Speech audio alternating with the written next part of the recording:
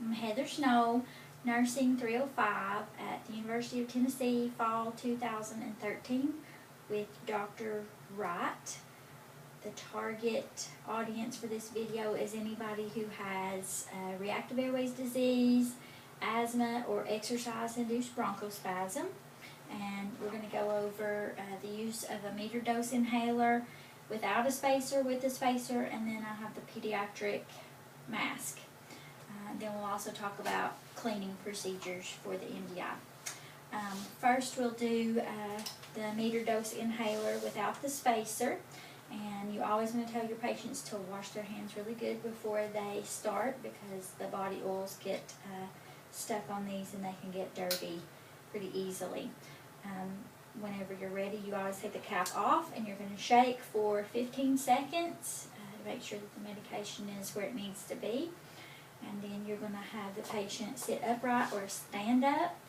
They need to tilt their head slightly back, and you're going to use your index finger and your thumb, and you're going to put it in the mouth. And as you start to breathe in, you're going to actuate the inhaler and take a nice deep breath in. They need to hold it for a count of 10. The easiest thing is to just tell them to count with their fingers.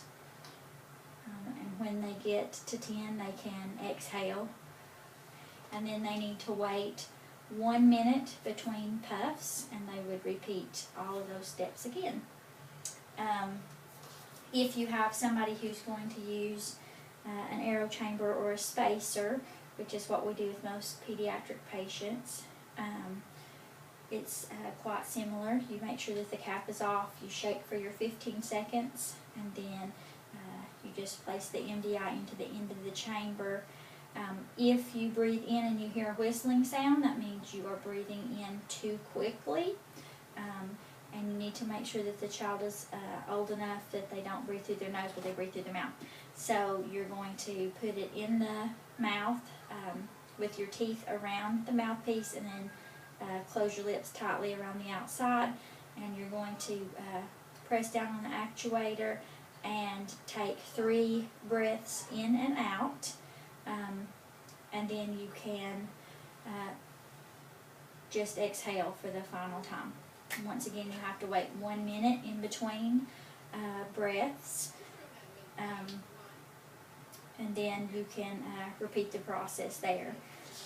If you have an infant or toddler that can't breathe through their mouth, then they have these cool little masks here, and they actually go over the nose and mouth both. So it would be, the same thing. Take the cap off, shake for 15 seconds, and then you would put it in the end here, and then hold this firmly, and it's got a little nice air bubble mask so it doesn't hurt, and you would put it over the nose and the mouth. And once again, it's 3 breaths with that before you would remove the mask from the face.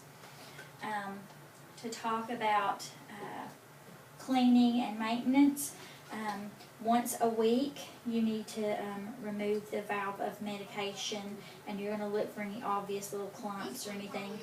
This needs to go into warm soapy water, and then you need to lay it on the counter to let it air dry, and then once it's completely dry, you can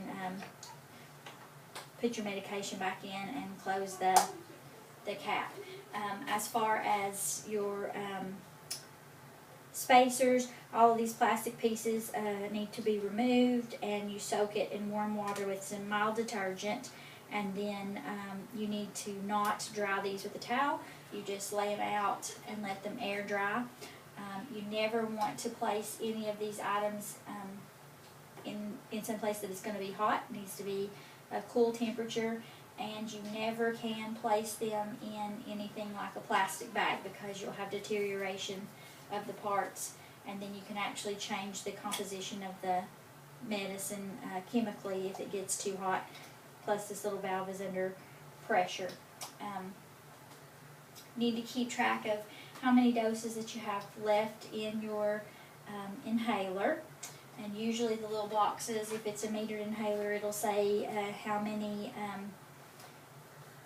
doses are in each one, so you can keep track of that. The easiest thing is to write the date on the outside of the package so you know when it should be expired.